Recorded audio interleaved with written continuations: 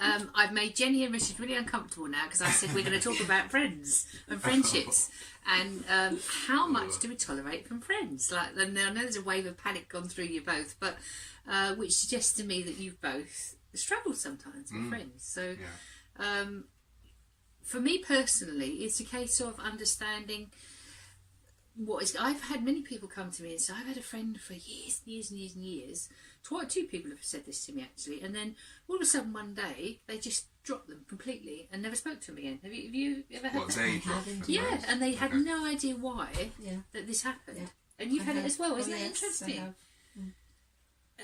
But do you understand the reason, or are you still struggling a little bit? I still don't know the reason. It was really weird. So isn't it interesting? So twice that was told to me, and I thought, well, I don't know the reasons behind those, but I do know that I've had a friend, one particular friend that I was very close to for a long time, and she had this kind of, I don't know what was going on, but she went just completely like a personality change, and she become mean, and it was like a different person I was talking to, and I thought, what is going on here?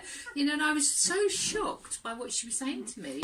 I came away thinking, being nasty, really, really mean, and I thought, I'm not quite sure if I've done something, but I thought I'm going to let it go because I've known her for such a long time that I'm not going to let this one outburst, if you like change anything. And the next time I saw her, I just let it go. The next time I saw her, she said, "Oh, I'm really sorry about that because last time, I wasn't just a lot on." And then I chatted to her about it, and she's had a lot of personal issues that she didn't want to share. And I'd known her for a long time, and she hadn't even told me that before. And I thought, thank God I didn't react. Thank God I didn't go, don't talk to me like. Thank God I had enough trust in her to let her play that bit out. But it did make me think, sometimes is it me? Yeah, if I'd have reacted. And we'd broken up and never spoken again as friends, I would have been thinking, what happened there? And really, if you are the best of friends, you should talk it out and understand it, and not allow a small thing like that really to come between your friendship, because friendships like that are few and far between. Well, exactly. But but then there's a line. How much do you tolerate? Becomes not friendship anymore, and that happens as you move forward and progress in life. If your vibration starts to raise, you can't tolerate people that aren't on that same vibration. I mean, you mentioned it earlier, didn't you, about changing how you feel about someone? Yeah, because as you change, people that are in your life, sometimes they can't relate to you anymore. They can't understand where you're coming from. And I think the best friends that I find are the ones that you cannot see for like 2 years, but then when you see them again, it's just like you saw them yesterday, and there's no pressure. It's almost like soulmates though, isn't it? Yeah. Like when they friends text like that. and you're like, oh, why don't you text me back quickly? And that kind of pressure, whereas the true friends are the ones that understand you're going through your journey, your life. So they just accept. And it's learning that, isn't it? Like how to... absolutely. And it's always lovely to see those friends. You really feel that lovely connection to them when you do see them. You don't have to see them regularly, as you said, but... You've got to talk to them all the time. I think we all have, most of us have one person, I think, like that, whether it's a family member or a friend in our lives, don't we? That one kind of person that is kind of in the background or there, that you kind of don't have to keep checking up or see how they are. You just know they're okay and they're there if you need to speak to them. I mean, you look at me slightly vague. Have you got someone like that, do you think, or not? Yeah, there's probably about 2 people. One friend I haven't seen for about 3 years, but if I saw her tomorrow, it would be like, we've never lost contact, because I think some people are in their own lane, they're comfortable with who they are, and they don't need anything from you, but then you get some friends that want, there's something inside of you that they need, like whether it be comfort or... So what do you think makes a good friend? Loyalty. Loyalty, is a good thing. Being there for you if you need it. They just have a intuitive way of knowing when you need them, and they just appear. So loyalty, what would the loyalty traits of a friend be for you? What would you be looking? What would you say? Loyalty, not to let you down, to be there when stand by their word. Stand by their word. That's very important. To be truthful, as you say. People. One thing in my life I can't stand is people that lie. I just especially when you know they're lying and they're saying to you something like whatever they're saying, but you can see behind. You're thinking, why didn't you just say what you've got to say? It's too short times. But then, this is counsel and life coach coming out of me. I would say, if you feel like that, it's got to be the question you're asking yourself. If you feel they're like, what reason would they be lying to you? I think when you are a sensitive person, and you can empathise with people a lot. Some of us can see energy in people, and not everyone can, but sometimes when people are talking to you, they might not be feeling what they're actually saying, and I can see that, but not everyone can. So it's a case of where do you draw the line? Yeah, but do you challenge them on it, or you're either reading the body language or you're reading the soul language. There's two things going on. You know, a lot of mediums are accused of body reading body language rather than reading the soul. And you understand what I'm saying about reading the soul? It's like a psychic, intuitive level. I mean, it's telepathy, if you like. I mean, I speak to people telepathically to their soul, if you like, that people don't even know I'm talking to them. You've got to be really, really aware, or really have a psychic ability to be able to tune in, to have that two-way conversation and be aware of it. A lot of people aren't aware. I know probably need to be slightly, but that's no different to listening or thinking about someone and then they call you, or thinking and then that's happened. That's almost like a form of telepathy. It's similar to that. So with friends, you are linked into that connection, and if you're reading them and you're not feeling it or liking what you're feeling, then you're going to move back because that vibration's wrong again. Isn't it? And lying is a lower vibration, isn't it? Yes, very much so.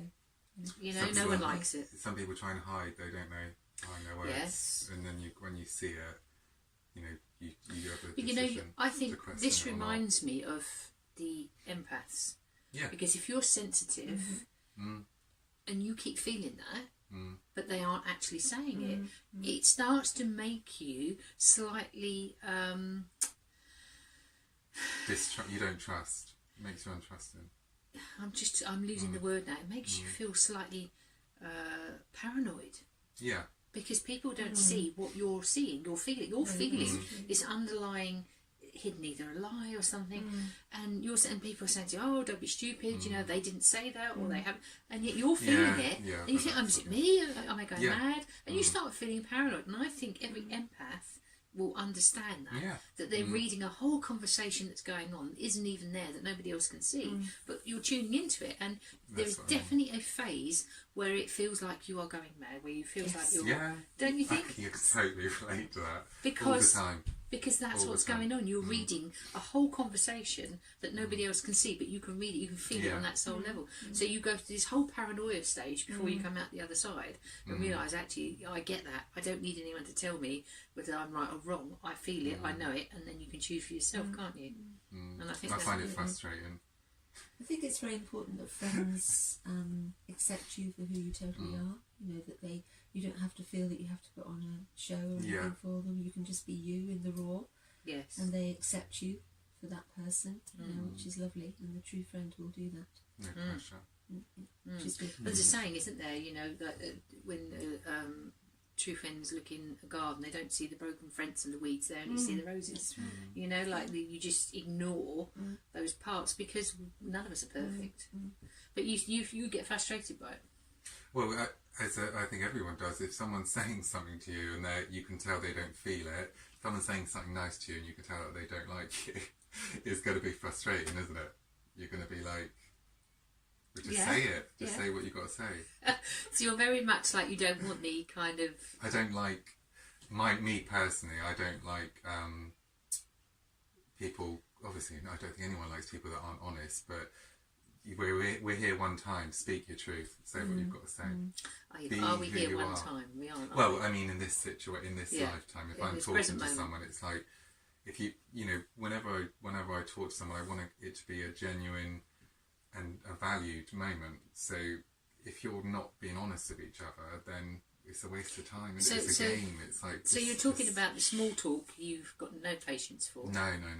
When you stood in a line at the dentist or something and someone's like, the weather, the weather, and you're just like, it's hard, isn't it? But sometimes friends will worry about hurting your feelings, so they won't say it bluntly, unless you're that type of person. They'll kind of skirt around it a little bit so that they don't hurt your feelings, because sometimes that can break up friendships, can't it? If you're too blunt and you tell the truth that So you person. have to come from a very caring, Yes, loving depending on Yeah. your place. friendship, really, I suppose, and the type of people you are. You know, I mean, I can be quite blatant sometimes, and I have said things to friends before, and they've gone, "Oh, Yeah. you know, you could feel they didn't Yeah. like that. I shouldn't. I realised I overstepped the mark a little bit. I shouldn't have quite said it in that way." But you do it to. But I do it with a you're good thinking you're intention. helping, It's yeah. doing it with to help them. It would never be as to hurt them. But we're such fickle creatures, aren't we? Yeah. You know, like we're, Absolutely sensitive. and if we're having a bad mood, you know, and someone says something, that's it. Yeah, that's done. Yeah.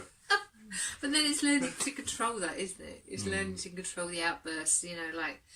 Well, it's realising you're not the only person here and everyone's got feelings, and just to try and be kind to everyone. But it's not humanly possible sometimes. Well, I think you have to set out with not trying to be kind to people, but being happy and kind with yourself. If you're happy with yourself, people are naturally attracted to you. Don't you think? That's what we talked about in the other video. Yes. You know, you've got that vibration. So you're going to attract other people on the whole similar, you know, to that happy place, if you like. I remember walking down the street with someone. I was really, really happy. My friend, she was absolutely having the worst day. It was really miserable. That sounds odd, like, you know, she was in a foul mood. And as we walked down the street, this woman went by and she smiled at me and said, "It was a lovely day." Yeah, great. And my friend on the other side, within a minute, had this man, and he's grumbling and growling and like told her to get out of the way. And I said, that isn't a perfect example of the vibration you're attracting to yourself. You know, I've got the happy, smiling, hello, having a great day. And she had to get out of my way, I'm in a bad mood. You know, attracted like attracts like. That's that vibration. So, and that goes back to friendships. If we are moving forward and we're not going to tolerate people in that. But that's hard, isn't it, to change friends or lose friends, don't you think? Yeah. It's hard. Yeah, I mean, I've got friends from when I was at school still. I don't see her very often, but we're always there for each other, and every now and then we contact each other and meet up. And we were, I don't know, 12, 13 years old when we met, but we don't see each other a lot. But as you say, when we do see each other, it's like we've never been apart. But it's like lovely. soulmates, isn't it? You can have friends that are soulmates. It doesn't have to be romantic. You know, you can have that same level that you're on, and it's almost like you need nothing from each other. You're both at that level where you just go out and you'll have different experiences. What I like. Yeah. You know, And I've got lots of male friends, you know, that I've had for years. And I As you go, Jenny. well, you know, male friends. Luckily, my husband doesn't mind, but I really enjoy male company, and they're really, really close friends, and I do love them very much. And that's always been my case through my life. I've always had a couple of male friends, you know, which I'm pleased. You know, I'm so lucky to have that, as well as my girlfriends as well. It makes a good balance. Oh, absolutely. It's a nice balance. You need that. And some days, you know, that's the difference on the whole. Like, you know, with a male friend, they tend to... There's a different type of relationship to girlfriends, isn't there? So if you're having a certain day, if you like, where you don't want to be talking and chatting, and like often men... You know, I'm not being different. It's a different friendship. It is. They're a bit calmer on the whole, except for you, Richard. But you know what I mean. But even you are very grounded. Yeah. You know, there's that. I don't know. There's just a more. I think it's focused. different. You get different reactions, don't you? From I don't want to generalise and say men and women, because obviously some men are sensitive, some women are hard, some women are They sensitive. So it's but you do get different. You get different If you've got a energies. problem, you get a different perspective, don't you? Yeah, that's why it's nice to have the balance. Do you not think also if you're unhappy, you've got a problem with someone, you'll go to that right person who you know will give them the right, you know, give you the right advice or help you in that way. Because I think that's always beneficial, isn't it? Certain people are good in certain spheres and others in others, depending on the problem you've got. And having empathy for when they're having a good day, you're having a good day, and when they're not, you know, it's like trying to hit that balance, isn't it, of sharing it, not putting too much pressure on one person. Absolutely, yeah. You shouldn't want anything from someone. That's the key, I think, especially with friendships. Now, that's an interesting one, because I always believe that I like to treat my friends how I would like to be treated through life. Yeah. So I would always but like Hope. to think and hope, that's the right word, that I will be treated in that way. And when I'm not, I get so hurt. I really do, because I think, well, I would never do that to you. You know, how can you possibly do that back to me when something horrible goes wrong? Because you really hope that you will get back what you've given. But Yeah. it isn't But always then the case. maybe you're the teacher for that experience. Maybe, I don't know. And maybe you're learning that. Maybe it's happened many times. My mother used to say, "You're too trusting. You're too trusting." Nice. Yeah. Because there are people out there that aren't like you, and I say, well, I speak as I find. I'm not going to judge people until things change or they do something horrible to me, and that's how I've always gone through my life. But then you have to be really strong in your own your self-worth, if you like, to be able to tolerate people that do that to you. You've got to be fairly confident, otherwise you struggle to get yourself back up if you keep getting knocks, wouldn't you, from friends? You think, what's going on here? So you've got to be quite confident to be able to... I think I've learnt along the way, and I think it's made me confident, because it seems to be a repetitious thing for me. It seems to happen quite a lot, or has happened quite a lot in my earlier life, for sure. Because you have got that confidence, and if you come across people and they can't deal with things, and you're at your own level, if they can't meet you at that level, it's not going to work. No, that's true. It's just a vibration again. Yeah, it is. That's very true. It's just, what we were talking about earlier, and if you're not at that vibration, you're not going to get on with them. No. And if they don't start trying to race to meet you, it's not going to work either. And especially if you're still trying to move forward. Yeah. And it's I think growing, isn't it? Some people just stay at one level, don't they? And they don't feel the need. They need to grow. And I think this energy at the moment, I'm not an astrologer, but I do know there's a lot going on with the planets at the moment. It's so strong at the moment. Very, really there's intense. Changes going on, which is why I really want to talk about friendships, because I think it's affecting us in every part of our lives, from moving homes to moving relationships to friendship, everything. Work is all changing. It's almost like a massive sort out, isn't it? It's almost like somebody's shaking the world up, like you turn it upside down, like a bringing shaker. Bringing the dark to the top. Yeah. And making us sort our lives out. Yeah. People are dropping out of our lives, and new people coming in. Things are changing. That's changing the energy. And I see in my practice, I see two types of people: the ones that are fighting it, and the ones that are just throwing theirs and say, "Oh, let's go with it." Not having fear and just going with it is far better. Definitely. Far better. Yeah. I know what it's like to fight it and not go there. It just, everything tends to get worse, doesn't it? Well, I think you're just creating blockages then all the time. Yeah. You're fighting it and creating those blockages, which makes it hard for you then, isn't it? But you don't realise it at the time, because you're too much in fear, aren't you, of the change. But once you get to a point, as you said, where this energy makes you do it, then there's almost like a release, isn't there? You haven't got a choice. No, or something major will happen to you in your life, and you think, oh no, I'm not doing that again, or I don't want to be in that situation. Then that kind of gives you a wake up call, doesn't it, to do something. And if negative stuff's going to come up, it's coming up for a reason. Yeah. You need to deal with it, let it go, or find out the reason before you let it go. You just accept it and then let it go, because that's why it's there. And that's why friends are good when you're going through these unsettling periods, is that you need somebody a friend that perhaps is okay at the moment, because then they can help you kind of stabilise, can't they? And then hopefully when you're kind of got your act together and they have a bit of a wobble, you know that you'd be there for them, hopefully. Definitely. You certainly can't do without them. Friends, I think, are so important. They are in my life. Be totally lost without my friends. Well, is it a trouble? Friend in need is a friend indeed. Something. Trouble shared, isn't it? It's trouble halved. So it's like sharing with other people is so important. If you've got, if you're struggling with changes here or anything, just having someone to talk to is really important, isn't it? You don't get too when you've got involved. a close friend, you do know when they're in trouble, don't you? You kind of you think can feel it. they'll come into your head, and you'll think, "Oh, I must just give her a ring. I hope she's okay." And normally you'll find they're a bit low, or something's happened in their life that they could just do with someone to talk to. How good are you at allowing people to help you? Not very good at all. Hopeless. That is something else, isn't it? Absolutely hopeless. I'm terrible for asking. Do you mean like for advice? Anything. Like So if if you're you're so going used to through helping other something- people. I really find it hard. And my friends now are constantly saying, because I can't drive anymore, they're saying, please phone us. See if you want to do anything, just pick up the phone. Yeah, all right, I'll say. And I think I won't. I know I won't, because I find it so hard. Because I've always been so independent and always just done my own thing. And now suddenly I'm put in this place that I don't really want to be in, but I don't have any choice. I have to ask. It is hard. It's hard, isn't it? So that's where the friendships are important, aren't they? Because just knowing that they're there for you helps, doesn't it?